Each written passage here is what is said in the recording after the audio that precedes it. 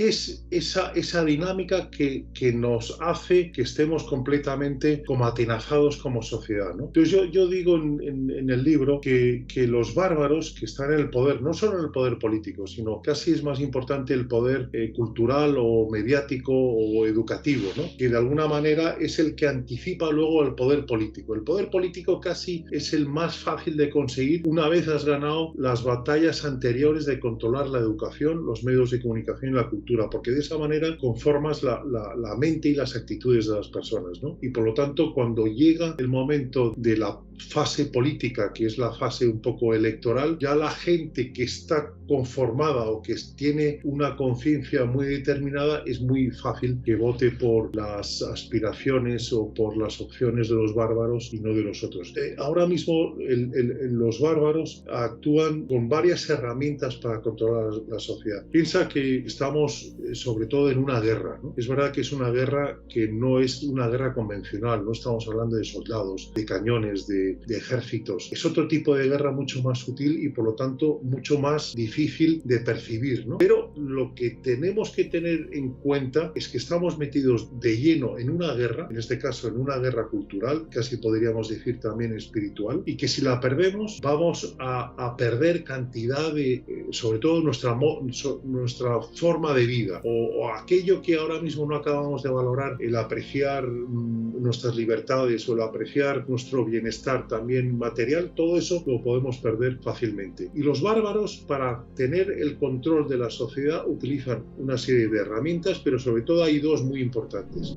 ¡Yey, qué paisa por vuestra casa! Bienvenidos una vez más a una entrevista aquí en Enriquísimo TV, la primera de 2024, y tenemos a una persona súper especial, súper experimentada, que ya lo veréis, que se llama Àlex Rosal. ¿Qué tal, Àlex? ¿Cómo estás? Bienvenido. Quique, encantado. Un saludo muy fuerte. Pues otro para ti gigante y nada, con muchas ganas de hacer esta entrevista, de hablar contigo, porque vamos a tocar temas que a mí especialmente me han interpelado a través de este libro suyo que se llama Despierta y combate a los bárbaros que arruinan tu vida. Va a ir un poco la entrevista, esta charla, en base a este libro.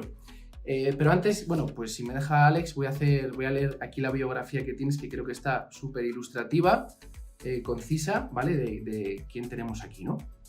Àlex Rosal, Barcelona, 1965, perdón por lo de la edad. Es periodista y editor, estudió ciencias políticas y estuvo unos años dedicados a la defensa de los derechos humanos por toda Iberoamérica. En 1989, esto es un poco fuerte, fue expulsado violentamente de Cuba por intentar investigar, bajo mandato de la ONU, la situación de los más de 10.000 presos políticos y de conciencia que había en ese momento en las cárceles castristas. Declarado por Fidel Castro como persona non grata, tiene prohibida la entrada a la isla caribeña desde entonces. O sea que allí no te puedes ir de vacaciones, ¿no, Àlex? No puedo ir. No puedes ir. Bueno, durante casi una década ha trabajado como editor para la editorial Planeta y ha fundado revistas como Chesterton y suplementos, muy conocidos por mí como Alfa y Omega, suplementos para diarios de tirada nacional como Alfa y Omega en ABC o Fe y Razón para La Razón. Actualmente preside el Grupo Libres, grupo de comunicación que engloba 3 editoriales, nada más y nada menos. Libros Libres, Buenas Letras y Voz de Papel. También es editor del portal Religión y Libertad, que es súper conocido, de los más conocidos a nivel católico cristiano, y preside la Fundación Nueva Evangelización para el siglo XXI. Y a mí lo que me gusta es lo del final. Bueno, me gusta todo, ¿no? Pero está casado y tiene 3 hijos, es un apasionado seguidor del RCD español, del fútbol, ¿no? Es del equipo, ¿no? Del Español, y vive en Madrid desde hace más de 30 años. Bueno, Àlex, y después de esta presentación, para ir un poquito al grano, yo me preguntaba, ¿y por qué Àlex escribe este libro? ¿Por qué despierta y combate a los bárbaros que arruinan tu vida? Bueno, Quique, lo primero, muchas gracias por invitarme a tu canal, a esta entrevista. Pues mira, lo he publicado porque tenía, o sea, a mi alrededor, por lo menos, yo no sé en el caso de otros de tus oyentes, pero a mi alrededor, en los últimos años, he notado que había un nivel de crispación grande, ¿no? Por el nivel, por la cuestión política, la cuestión social, económica. Había mucha crispación, había mucha crítica, mucha queja sobre todo, pero esa queja no se traducía en avanzar, en construir, en edificar. No se traducía en intentar cambiar el rumbo de las cosas, sino simplemente se quedaba en una queja estéril, ¿no? Y entonces yo me preguntaba, bueno, es verdad que estamos en una situación, sobre todo aquí en España, también posiblemente en muchos países de América, en una situación un poco parecida, un poco de desesperanza. O sea, de ver cómo nuestra sociedad, nuestro país, es un país maravilloso, pero que estamos permanentemente en el hoyo, en el precipicio, y no acabamos de salir nunca. O sea, hay como una serie de resortes que no nos permiten salir. Y yo me preguntaba, bueno, ¿por qué no acabamos de salir y por qué estamos un poco de alguna manera inactivos o por qué esa queja nos tiene paralizados? Y ese es el motivo del libro, ¿no? Para intentar explicar a los demás que es verdad que existe el mal, que estamos ahora mismo en una lucha encarnizada entre el bien y el mal, no solo en España, en gran parte del mundo, y que todos nosotros, todos los que nos están escuchando, todos tus telespectadores, Quique, formamos parte de esa responsabilidad para frenar el mal. Y hasta ahora quizás hemos estado delegando en otros esa capacidad para frenar el mal. Es decir, hemos estado quejándonos, hemos estado criticando, pero no nos hemos dado cuenta de que nosotros éramos parte de la solución y que por lo tanto teníamos que activarnos y teníamos que dejar de lado esa queja pasiva para convertirnos en un agente, en un actor activo para frenar el mal. Y un poco todo ello, Quique, como base a lo que decía Burke, ¿no? De que el mal avanza en nuestras sociedades porque los hombres buenos no hacen nada. Porque todos aquellos que estamos o tenemos la capacidad de hacer algo, que tenemos una cierta cordura o un sentido común o una idea de bien, sin embargo estamos cómodamente en nuestras casas quejándonos, pero sin hacer nada porque consideramos que son otros los que tienen que hacer, que a nosotros no nos corresponde. Ese es un poco el motivo de haber escrito este libro. O sea que, y es lo que yo tenía apuntado, que había leído en tu blog, que se llama Cuatro Brochazos, había leído esto y lo había dejado apuntado. O sea que el problema no son tanto los bárbaros, sino los hombres buenos que no hacen nada, ¿no? Esto justo que estabas diciendo, que es como muy fuerte, ¿no? Porque es justo eso, la queja, apartar, ¿no? Los demás son los que tienen que hacer, los políticos son los que tienen que hacer, la iglesia es la que tiene que hacer, y yo qué hago, ¿no? ¿Cómo me implico? Entonces, bueno, pues eso ya lo has explicado un poquito, me parece que es uno de los puntos clave de todo lo que dices y del libro. Sí, porque es que es verdad que eso es algo muy, muy general y es lo que nos está pasando. Bueno, por lo menos en nuestra generación, posiblemente Sí. también, Quique, en la tuya, pero es algo que es llamativo. O sea, yo llamo los bárbaros, son los agentes de la extensión de este mal, ¿no? Y ellos hacen su labor y tienen su hoja de ruta bien clara, pero el problema no es tanto en los bárbaros. Es verdad que tenemos que saber y conocer perfectamente cuál es esa telaraña diabólica que están abrazando nuestras sociedades, nuestros pueblos, y que eso hace que el mal avance más rápidamente. Pero sobre todo, el problema no es tanto del mal o de los bárbaros que empujan ese mal, sino de todos aquellos que tendríamos la capacidad y la responsabilidad de frenarlo y por nuestra comodidad, por nuestra, lo que sea, delegar esa responsabilidad en otros, por esas microcobardías, ¿no? De alguna manera que todos activamos todos los días. Sin embargo, permitimos que los bárbaros sigan con esa agenda política y el mal avance, y avanzando el mal, esa crítica y esa queja aumenta, pero seguimos sin hacer nada. Yo por eso que en la segunda parte del libro explico un poco o doy algunos tips, algunas ideas de cómo todos nosotros, aunque nos consideremos poca cosa o nos consideremos con poca influencia o con poca capacidad de acción, podemos hacer muchas cosas para crear un verdadero movimiento, una revolución que logre generar ese mal. De hecho, Alex, pones varios ejemplos y además me gusta porque vienen en muchos casos acompañados de un QR que te lleva un link con un vídeo, entonces se hace como interactivo el libro, ¿no? Eso me gustó un montón. Y había visto hace unos días algunos que no había escaneado y ya prácticamente, bueno, he podido ver casi todos. Y hay uno de los casos, lo que dices, de que pensamos que no podemos hacer mucho, que no tenemos mucha influencia, que no somos famosos, que no, bueno, lo que sea, ¿no? Pero pones un caso de una ama de casa, creo que es en Estados Unidos, creo, que hace frente al movimiento feminista radical. Y no sé si puedes contar un poquito este caso, pero bueno, el caso es que esta ama de casa consiguió pues plantarle cara y muy bien plantada, ¿no? Y creo que incluso fue a juicio, incluso ganó, ¿no? Pero es un poco por dar ejemplos de que efectivamente no por eso tenemos que dejar de hacer. Nos puede dar miedo, ¿no? Nos puede dar como respeto, pero yo creo que es muy importante y creo que lo que haces, Alex, al final o sea, la mitad del libro, de dar esas pautas o qué podemos hacer, pues nos va a ayudar, ¿no? Porque yo pienso, tenía aquí también apuntado, ¿cuál es esa telaraña diabólica? Pero yo no sé si es tanto conocer la telaraña diabólica, no sé si estás de acuerdo, Alex, como esas pautas que das tú como para conocerse a uno mismo, para poder pues combatir, ¿no?, a estos bárbaros. Sí, no, no, tienes toda la razón. Eh, Quizás a lo mejor, Quique, si quieres puedo contar un poco, antes que nada, para que Ujú. tu audiencia se sitúe, qué es la telaraña Eso diabólica. es, justo.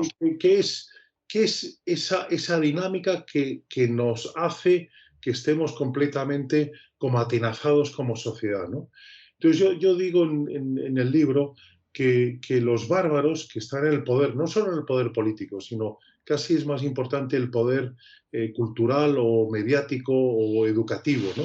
Que de alguna manera es el que anticipa luego el poder político. El poder político casi es el más fácil de conseguir una vez has ganado las batallas anteriores de controlar la educación, los medios de comunicación y la cultura, porque de esa manera conformas la mente y las actitudes de las personas, ¿no? Y por lo Mm. tanto, cuando llega el momento de la fase política, que es la fase un poco electoral, ya la gente que está conformada o que tiene una conciencia muy determinada, es muy fácil que vote por las aspiraciones o por las opciones de los bárbaros y no de los otros. Entonces, sobre todo, ahora mismo los bárbaros actúan con varias herramientas para controlar la sociedad. Piensa que yo estoy comentando que estamos sobre todo en una guerra, ¿no? Es verdad que es una guerra que no es una guerra convencional, no estamos hablando de soldados, de cañones, de ejércitos. Es otro tipo de guerra mucho más sutil y por lo tanto mucho más difícil de percibir, ¿no? Pero lo que tenemos que tener en cuenta es que estamos metidos de lleno en una guerra, en este caso en una guerra cultural, y casi podríamos decir también espiritual, y que si la perdemos vamos a perder cantidad sobre todo nuestra forma de vida, o aquello que ahora mismo no acabamos de valorar, que es el apreciar nuestras libertades o el apreciar nuestro bienestar también material, todo eso lo podemos perder fácilmente. Y los bárbaros, para tener el control de la sociedad, utilizan una serie de herramientas, pero sobre todo hay dos muy importantes. Sí. Una es la dictadura de la atención, que es como al poder de los bárbaros les interesa que estemos permanentemente distraídos. Es decir, si estamos distraídos con las aplicaciones, con los móviles, con las redes sociales, con la televisión, no tenemos horas en el día para rebelarnos. Si te fijas, Quique, si contamos las 8 horas que tenemos para dormir, 8 horas para trabajar, 4 horas para desayunar, comer y cenar y tiempo para el transporte y a lo mejor algo propiamente para hacer deporte o para algún hobby, solo nos quedan 4 horas realmente para estar con nuestra familia o para hacer algún tipo de actividad adecuada. Bueno, pues en estas 4 horas generalmente las solemos dedicar a ver memes, a ver la televisión o a estar con los juegos de las aplicaciones. Con lo cual, al poder eso le parece magnífico, porque hace que nosotros, estando distraídos, es muy difícil que nos podamos rebelar ante esas políticas del poder. Esa vendría a ser la primera e importantísima telaraña, por así decirlo, o herramienta que utilizan los bárbaros para conformar la telaraña. Y la segunda es la creación de estados de pánico, la creación de estados de miedo permanente, ¿no? Es como cuando el pastor grita a las ovejas que viene el lobo y las ovejas rápidamente se ponen nerviosas y reclaman al pastor que les lleve al establo para que estén seguras y a salvo del peligro que significa el lobo. Bueno, pues el poder de los bárbaros también hace un poco lo mismo con nosotros. Si te fijas, cada X tiempo hay una serie de proclamas, de profecías que nos meten miedo, que nos dicen que ojo, que va a venir una catástrofe inmediatamente. Y eso provoca que creamos una relación con el poder no contractual, pero sí natural, en la que a cambio de esa protección ante un futuro de calamidades, vamos cediendo nuestra soberanía personal. Si a eso le unimos que somos incapaces los que estamos en el bando, podríamos decir, de los guardianes, que son los que se contraponen con los bárbaros. Somos capaces de rebelarnos y de salir a la cancha de fútbol a jugar el partido contra ellos. Entonces el poder de los bárbaros cada vez se acrecienta más. Y a su vez, cada vez nuestra queja también va aumentando de decibelios. Por eso que ahora mismo lo que nos toca es despertar de esta modorra en la que estamos casi todos y darnos cuenta que somos todos y cada uno de nosotros somos partícipes y somos responsables, aunque sea con un microgesto pequeño, de frenar este mal que está ya, que lo tocamos de alguna manera todos de una forma muy palpable. Eso es, esos dos puntos, dictadura de la atención y la creación de estados de pánico. Yo creo que se ven muchísimo, o sea, yo siento que es súper cierto, ¿no? Esto que estás contando. Por ejemplo, me ha gustado mucho lo de las 42 falsas profecías, de que se decía hace unos años de lo que iba a suceder. De hecho, uno de los vídeos que compartías aquí con el QR decían que lo comparaban con una tormenta, no sé si el 77 en Nueva York, que duró varias semanas, una tormenta de nieve, no sé qué, y ya estaban como vaticinando que las siguientes generaciones podían vivir esto durante muchísimo tiempo. Bueno, una cosa, pues eso, apocalíptica, ¿no? Entonces tú pones, pues eso, pues 42 puntos, habrá hambrunas terribles, el tema del oro, del petróleo, el aluminio, eso, el cambio climático, las especies que desaparecen, no sé cuántas especies desaparecen, o sea, un montón de cosas aquí, ¿no? Que está fenomenal porque además pues son noticias sacadas de medios periodísticos. De hecho, una noticia recientemente ha desaparecido del diario Público que publicó sobre el tema del cambio climático, ¿no? De que se iban a derretir los polos en el año 2020, creo que era. 2020, en el Ártico, exacto. En el Ártico. En el Ártico. Y como decías, el Premio Nacional de Ciencia decía en el año, creo que era 15, sí, o en el año 13, 2013, que el Ártico iba a tener un deshielo total y por lo tanto iba a desaparecer el hielo en el 2020. Bueno, estamos en el 2024 y no ha sufrido cambios, ¿no? Pero es lo que tú decías, los bárbaros de los años 70 y 80, Paul Ehrlich, el Club de Roma y otros tantos profesores y catedráticos de la Universidad de Harvard, de Stanford y otras muchas, con un espíritu de pesimismo maltusiano, nos metieron el miedo en el cuerpo, o por lo menos a nuestros padres y a nuestros abuelos en aquella época, al decir que, por ejemplo, el mundo no tenía capacidad para acoger a más personas. Estamos hablando de los años 70.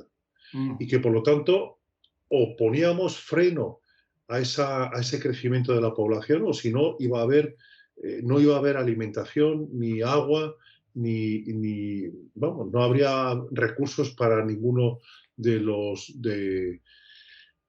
habitantes de aquella época. Eso se produjo de una forma masiva, lo cual provocó un miedo tremendo y tuvo como consecuencias que tanto el Banco Mundial como el Fondo Monetario Internacional y muchos gobiernos aplicaran políticas de reducción de población, es decir, de esterilizaciones masivas de las poblaciones de los países en vías de desarrollo, aplicar de forma masiva políticas de reproducción asistida, que viene a ser aborto, etcétera, etcétera, etcétera. Con lo cual, lo que generó es que la gente creyó que esas profecías se iban a cumplir y que, por lo tanto, ellos, o gran parte de la población, no iban a tener capacidad para sobrevivir. Bueno, con la distancia del tiempo hemos visto que esas profecías no se han cumplido y han sido completamente falsas, ¿no? Ha sido una falsa alarma, ha sido unas proclamas completamente fake news, ¿no?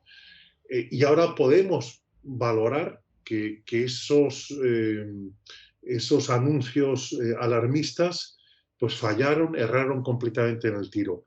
Ahora mismo, de alguna manera, con las dinámicas de las políticas del cambio climático, está pasando un poquito lo mismo. Nos están metiendo miedo en el cuerpo. Hay incluso líderes políticos o ecológicos que dicen que el mundo va a morir en 10 años, o sea, dentro de 10 años la gran parte de la humanidad va a morir y por lo tanto nos invitan a que se tomen una serie de medidas muy drásticas, pero sin embargo estamos viendo que aunque hay una cierta preocupación y hay una sensata preocupación por lo que está pasando con el clima, pero no a esos niveles de alarmismo, no a esos niveles de prácticamente de estar hablando, como hablan unos, de la sexta extinción de la humanidad, ¿no?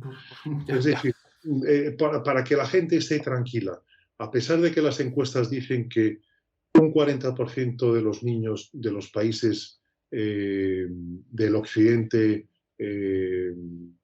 pues tienen miedo por lo que está pasando por el cambio climático o las consecuencias que esos cambios en el clima puede haber. Sin embargo, hay que tranquilizar a la población en el sentido de que esos alarmismos ya estamos viendo en los últimos años que no se están cumpliendo las consecuencias catastróficas que nos anunciaban y que afortunadamente esas nuevas profecías pues yo estoy convencido que no se van a cumplir. Pero bueno, son lo que decíamos antes, Quique, de esos estados de pánico que los bárbaros en el poder continuamente nos están lanzando para luego buscar la aplicación de una serie de políticas que implica también, lógicamente, el desembolso de unos dineros y que no siempre están justificados y, sobre todo, que no siempre resultan eficaces para lo que se propone. Vale, muchas gracias, Alex, por todo esto. Veo aquí en el libro, para mí fue de los puntos más importantes, que es las 5 etapas para legalizar cualquier fenómeno. ¿Por qué? Porque, bueno, pues aquí también lo explicas, ¿no? Pero por muchas cosas ya nuestra percepción de lo que es verdad y lo que es natural se está dando la vuelta y hay veces que es muy complicado decir lo que es la verdad y ya. Esto es verdad, esto es blanco y es blanco, no es negro, es blanco. Y ya nos está costando dar razones sobre esto. Estas 5 etapas para legalizar cualquier fenómeno, lo digo porque pueden llevar a, en el siguiente punto, o sea, tú aquí enumeras las 5 etapas y luego en el capítulo 66 hablas de la pedofilia y su legalización, la nueva ventana de Overton. Entonces, uno ve este titular y dices, a ver, ¿cómo van a legalizar la pedofilia? O sea, no puede ser, no puede ser. Bueno, pues luego vas leyendo todos los casos que hay y yo aluciné en colores porque es cuestión de tiempo si no hacemos nada. Entonces, los puntos o las 5 etapas son que va de lo impensable a lo radical, de lo radical a lo aceptable, ¿no? Poquito a poco se va metiendo de lo aceptable a lo sensato, de lo sensato a lo popular y de lo popular a lo político. ¿Cómo es esto? ¿Cómo nos han conseguido colar o nos consiguen colar este tipo de cosas tan inhumanas?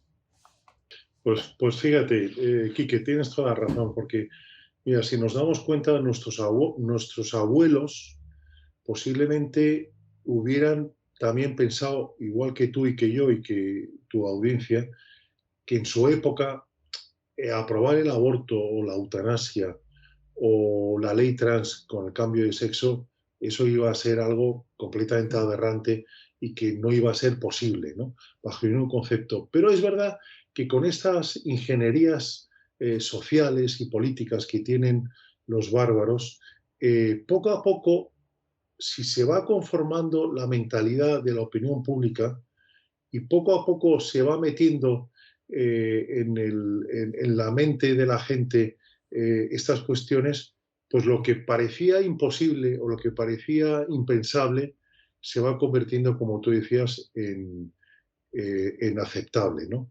Fíjate el caso reciente que hemos tenido en España con la ley trans, ¿no?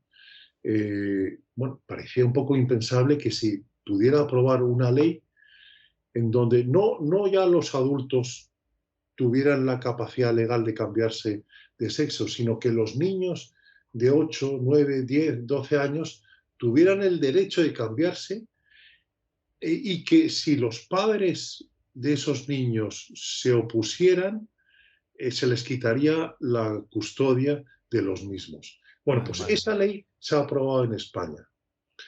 Eh, con gran sorpresa, porque la verdad, mira, uno de los, podríamos decir, bárbaros que estuvieron detrás de la ley me decía que lo que más les ha sorprendido es que ellos pensaban que iba a haber un debate encarnizado en la opinión pública a nivel social, a nivel mediático, a nivel político, sobre esta ley que claramente es una ley muy controvertida y que ya en Suecia, que ha sido la pionera, Dinamarca, Inglaterra y otros muchos países que nos llevan 20 o 30 años de adelanto, han visto que científicamente es algo aberrante y han quitado la posibilidad de que los menores puedan cambiarse de sexo de forma legal, porque también se han dado cuenta que los menores, lógicamente, en esa etapa de la adolescencia, pues no tienen una madurez sobre su identidad, sobre su sexualidad,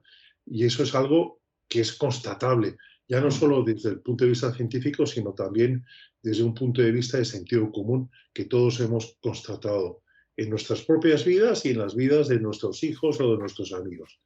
Bueno, pues al ver esos científicos que había una gran mayoría de niños que ante esa confusión pedían el cambio de sexo y luego con los años, cuando ya iban madurando poco a poco, se daban cuenta del error y volvían atrás, y cómo esas personas que pedían la retractación de alguna manera de esas operaciones quirúrgicas eran cada vez mayor, pues entonces ya al final los legisladores de esos países se dieron cuenta que es que no se podía dar cancha a estas dinámicas. Bueno, pues lo que te decía, uno de estos bárbaros que estaban detrás de la ley trans me decía, mira, nos ha sorprendido la facilidad con la que hemos aprobado esta ley en España. Con facilidad. Por lo tanto, lo que nos anima es a seguir con la siguiente campaña que tenemos ya en marcha, que es la legalización de la pedofilia. ¿Qué pasa? Ahora mismo es posible que hay una gran parte de la población en España, pero también en América, que se muestra completamente contraria. Pero si la ventana de Overton empieza a actuar, y ahora la manera de actuar es muy fácil, es con series de televisión, en Netflix, Hollywood, testimonios de adolescentes que dicen que por qué no puedo tener yo una relación de amor con un adulto, aunque sea muy adulto, etcétera, Totalmente. etcétera.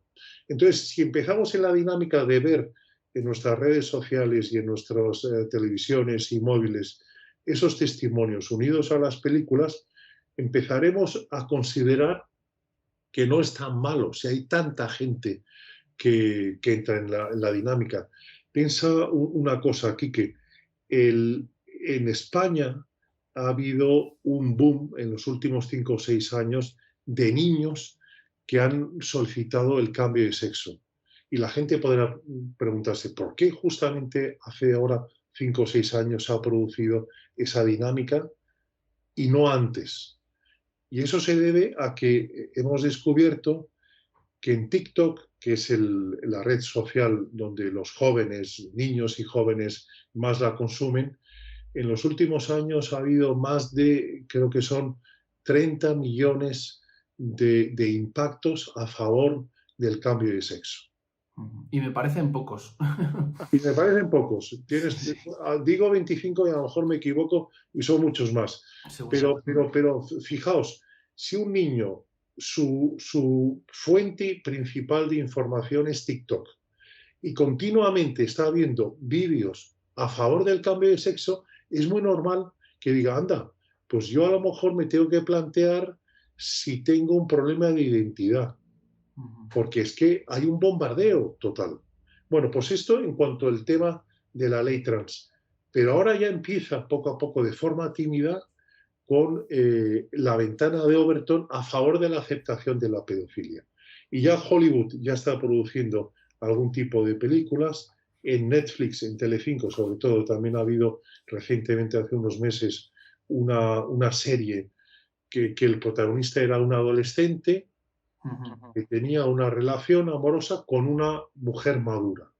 Bueno, ya poco a poco nos lo están metiendo. Poquito a poco. Entonces, por eso eso depende de todos nosotros de pararlo. Por eso que tenemos que despertar. No podemos conformarnos con quejarnos o con votar cada 4 años y pensar que ya estamos ejerciendo un papel de buen ciudadano. Tenemos que despertar, tomar conciencia en dónde estamos y en la medida de lo posible cada uno de nosotros activar y convertir esas microcobardías que hasta ahora hemos estado expandiendo a microvalentías para conformar ese movimiento, esa revolución que logre frenar el mal. Y Alex, a mí ahora actualmente es un tema que me interesa mucho y creo que no estoy muy bien informado. Bueno, el caso es que dentro de todo esto la importancia de los jóvenes es crucial, porque creo que estar ahí donde están los jóvenes y saber qué les preocupa y poder estar con ellos, creo que eso es crucial también. Veía una entrevista que le hacían, bueno, era de un podcast que está en YouTube, de emprendimiento, que está bastante interesante, y al final hacían una pequeña entrevista o daban la oportunidad a una chica joven de contar sus proyectos a gente que podía pues a poner una inversión, ¿no? Y que les pudiesen ayudar. Y esta chica muy joven, como no sé, 22 años o así, decía que tenía ecoansiedad. Entonces yo me quedé blanco, porque dije, ¿qué es esto de ecoansiedad? Me pareció hasta ridículo, pero hombre, si lo dice, será porque lo tiene, lo ha sufrido. ¿Qué sucede? Que cómo, o sea, ¿qué demandan los jóvenes hoy en día para que podamos estar con ellos y preocuparnos de lo que se preocupan y no de lo que pensamos de lo que se preocupan, lo que nos interesa? ¿Cómo crees tú que todo esto de las catástrofes, de lo que nos venden, afecta a los jóvenes y cómo podemos estar ahí con ellos? Porque el tema de la ley trans y todo eso es también crucial, ¿no? Claro, pero por eso es que es tan importante, Quique, la labor que haces en tu canal, ¿no? Y de otros tantos jóvenes, ¿no? Que tenéis un canal de alguna manera para iluminar, ¿no? A otros muchos jóvenes, pues sobre la vida, sobre el sentido de la propia vida, sobre lo que nos está pasando, ¿no? Entonces eso es crucial.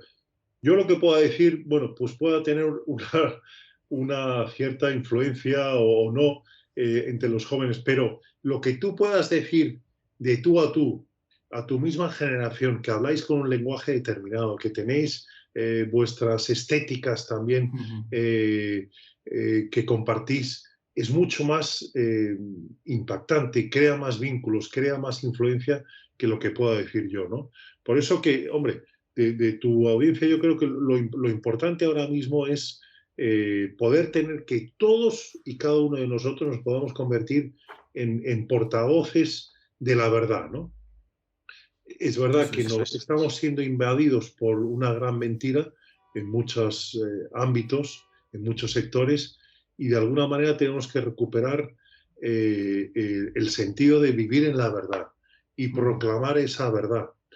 Y para ello tú eres un ejemplo muy claro de que, oye, has dicho, yo esa verdad la puedo transmitir a mis familiares y amigos o a la gente más cercana, pero voy a llegar más lejos y monto un canal de YouTube y por lo tanto amplifico esa voz, ¿no? Pues yo animaría a todos los jóvenes que nos están escuchando a que un poco hagan lo mismo, que cada uno se plantee en conciencia si están llamados a crear un canal o a escribir o a comunicar de otra manera, pero todos tenemos que convertirnos realmente en portavoces de esa verdad, ¿no? Esto es una lucha, esto es una batalla, esto es una guerra. Y todos y cada uno de nosotros nos tenemos que sentir de alguna manera partícipes. Yo decía que en el libro, Quique, que la manera de contraponer a los bárbaros es a convertirnos en soldados, ¿no? En guardianes, ¿no? Un poco en la idea que decía Chesterton, ¿no? Que decía que el buen soldado no lucha porque odia lo que tiene delante, sino porque ama lo que tiene detrás. O sea, lucha contra ese mal porque quiere defender y quiere proteger todo lo que ama.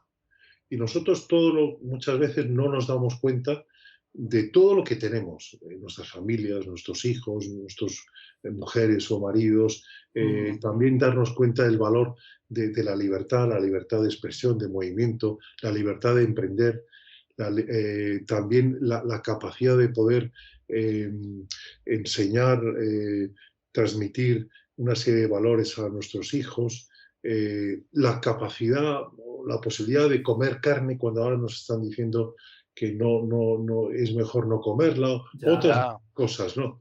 Yo a mí especialmente no es que coma mucha carne, no me gusta especialmente, me gusta más el pescado, pero me refiero que yo sí que respeto que la gente tenga esa libertad.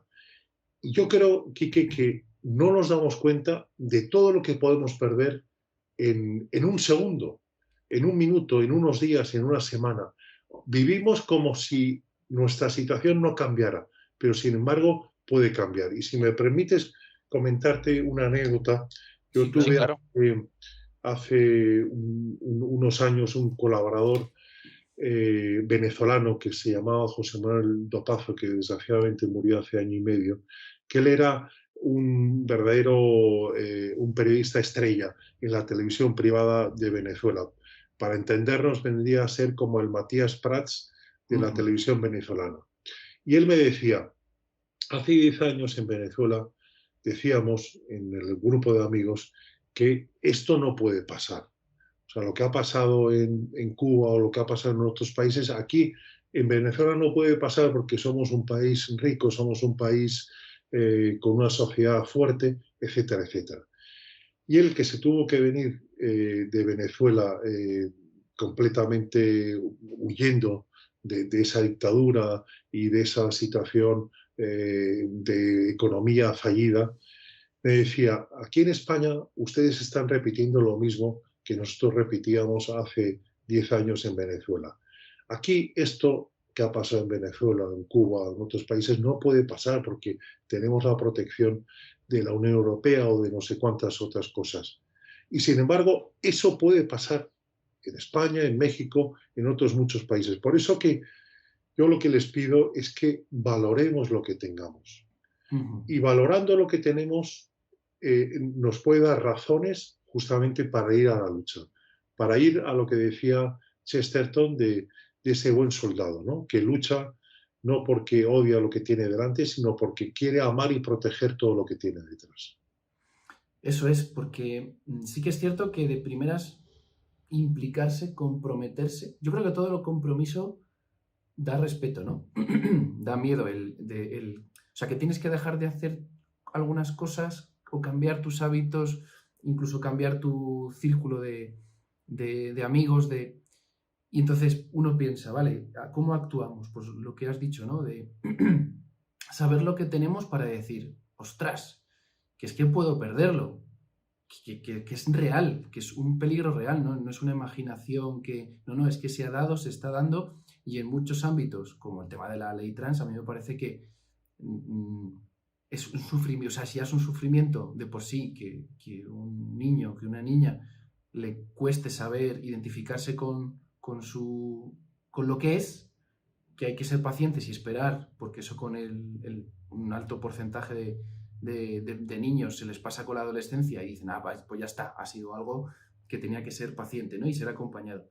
Si eso ya es doloroso, encima fomentamos pues eso, que se hormonen y todo esto, ¿no? Entonces, uno ve que están entrando cosas sin que nosotros hagamos nada. Y efectivamente eso es una pena, porque lo estamos viendo y no hacemos nada. Vale, pues vamos a ver eso otro que has dicho, ¿no? Que me parece que es fenomenal porque es una forma para empezar a moverse.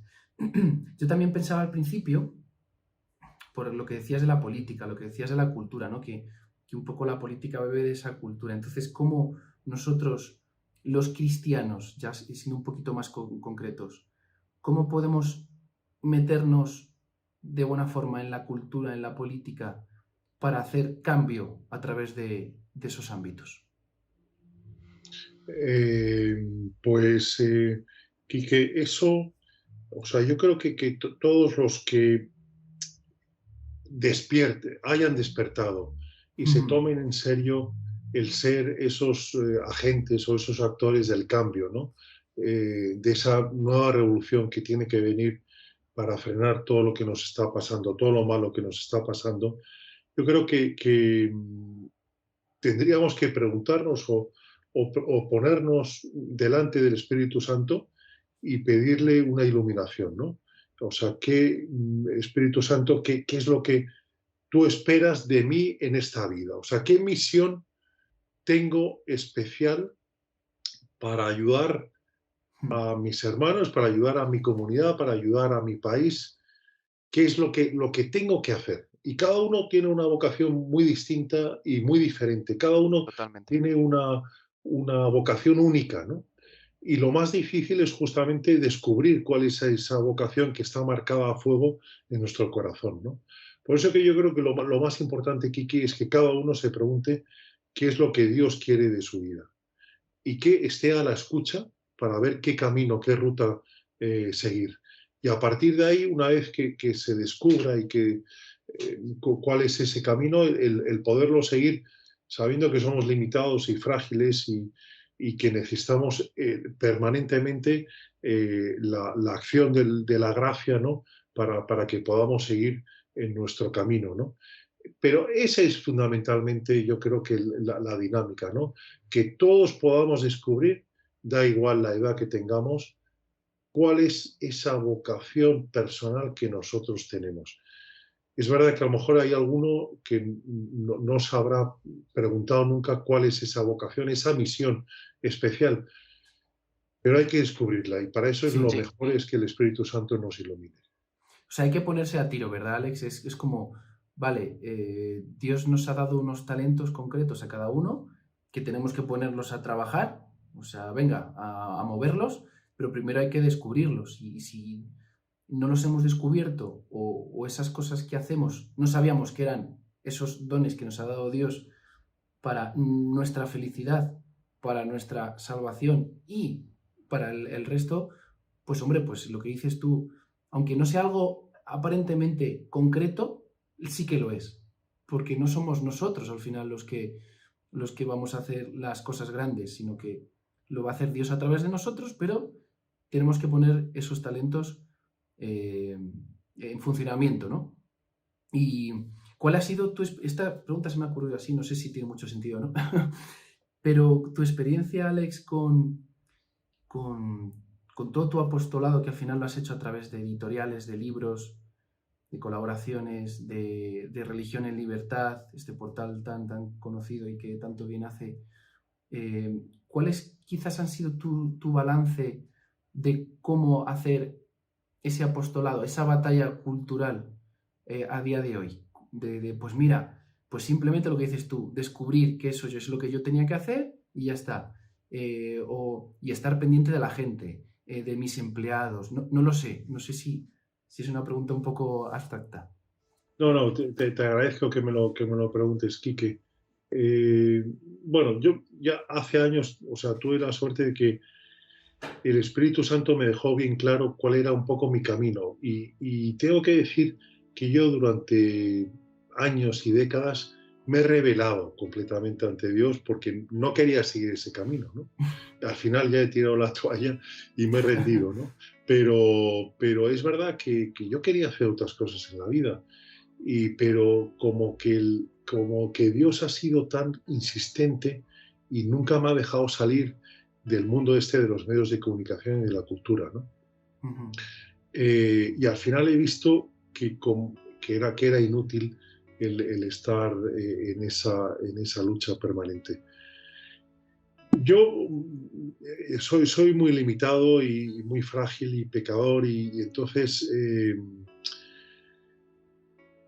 yo me sostengo un poco vamos a ver, desde hace años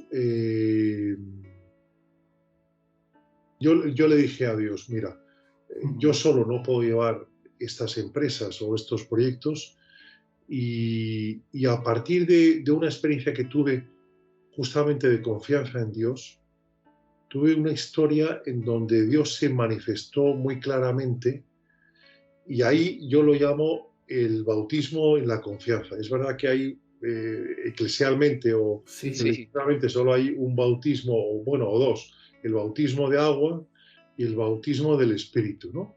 El bautismo de agua es cuando nos bautizan y el bautismo del Espíritu es quizás cuando entra el Espíritu Santo en nuestra vida, ¿no? Pero yo casi podía decir que hay otro tercer bautismo, que es el bautismo en la confianza en Dios, ¿no? Que es los cristianos en general, o los católicos, o por lo menos yo, hasta hace pocos años, yo vivía como si fuera un cristiano cumplidor de ley, en donde yo quería ganarme mi propia eh, salvación con mis propios esfuerzos y buenas obras y buen comportamiento. Y llegó un momento que el Señor me tumbó del caballo y me dijo, mira, este no es el camino. Tú no te vas a salvar por tus buenas obras. Quien te va a salvar soy yo por la misericordia que te puedo dar en tu vida, ¿no?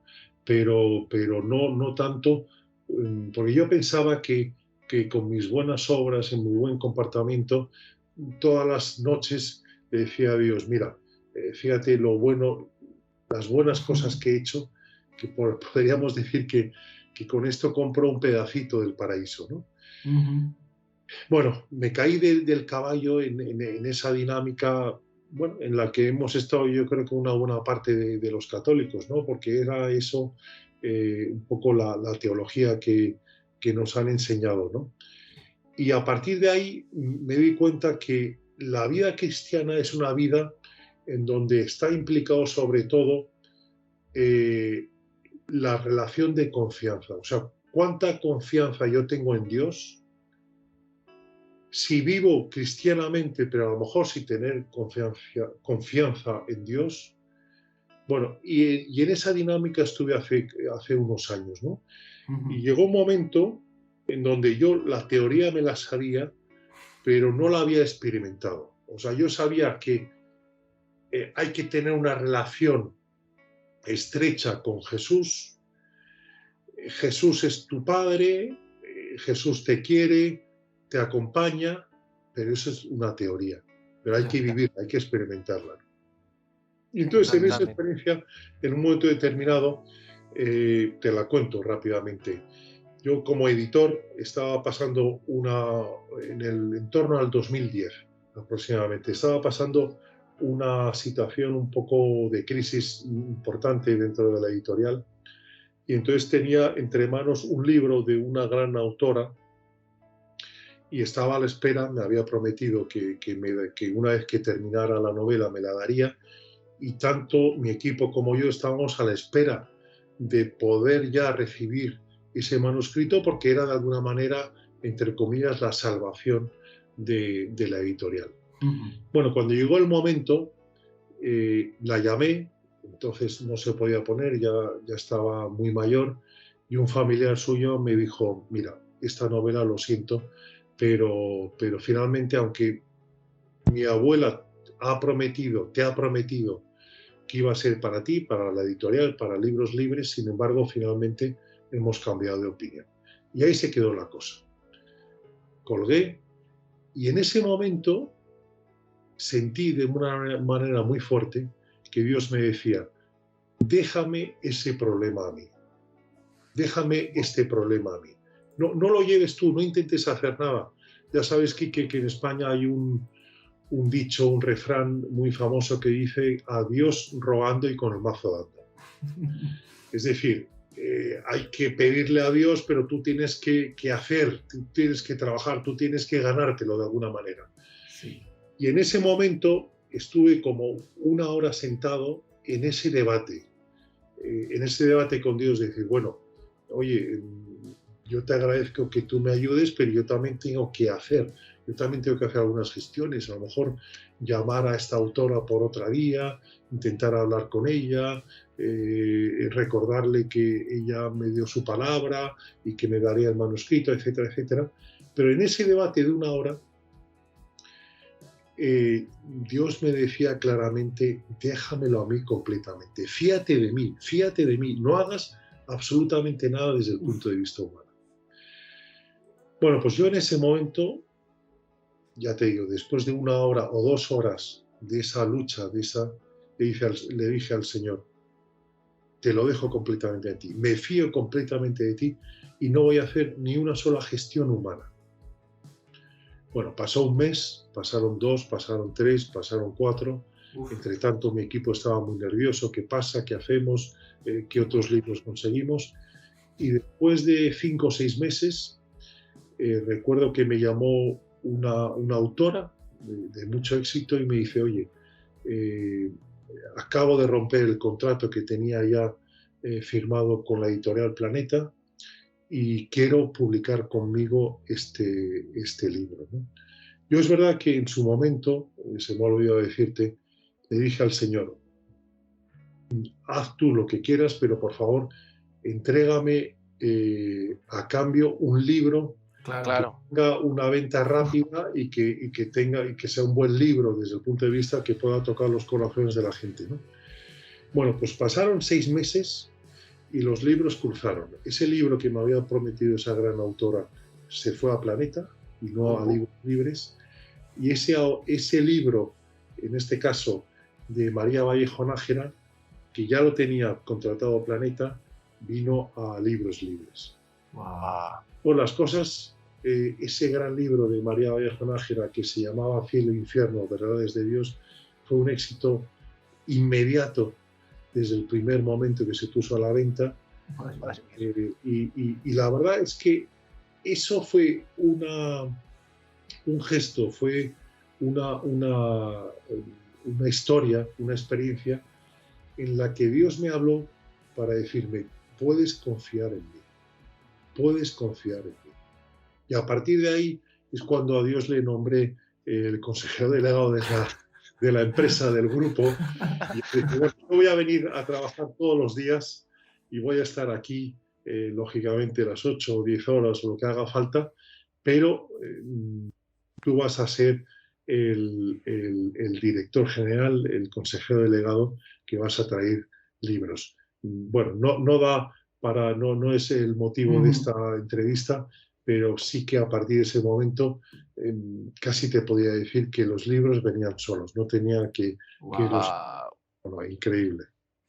Oye, pues Alex, muchísimas gracias por contar este testimonio tuyo, que es al final lo que estabas recomendando, diciendo, ¿no? Que cómo actuamos. Pues tú dijiste, bautismo de confianza, que no es fácil, porque es morir a uno mismo, y morir a uno mismo duele, cuesta, no te lo explicas, no lo puedes razonar, no es, pero ya, pues a mí me ha pasado también algunas veces de que Dios, o sea, yo he dicho que sí a Dios porque me he cansado de decirle que no, entonces como me he cansado le digo, venga, ahora sí, ¿no?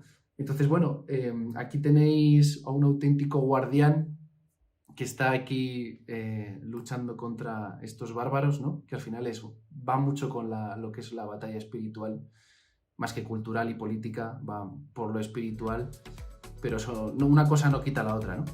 Entonces, bueno, pues no sé si quieres decir algo que no te haya preguntado, que quieras compartir con la audiencia, o pues ya sería como la última cosita. Sí. Para terminar, Quique, pues decirle a tu audiencia que hay que despertar, que todos tenemos que tomar responsabilidad del papel que tenemos, aunque pensemos que es un papel pequeño, que hay que convertir esa modorra, esa comodidad, esas micro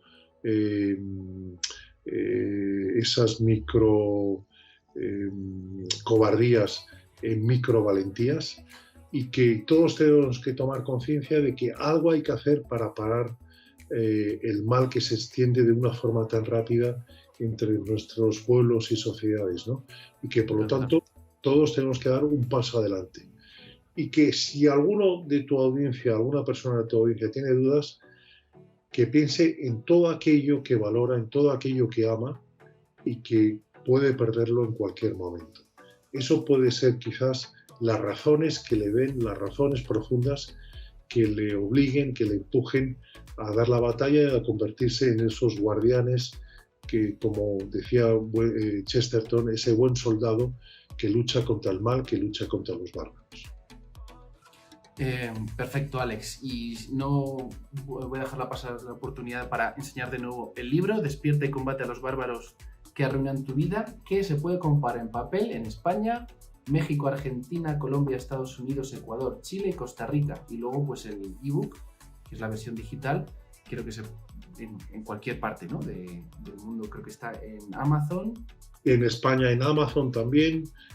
Bueno, yo creo que está bien distribuido y cualquiera que lo quiera lo puede encontrar.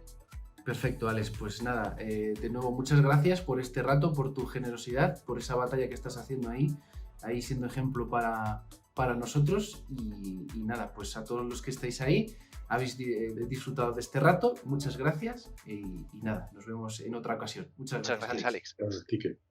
Hasta luego, chao.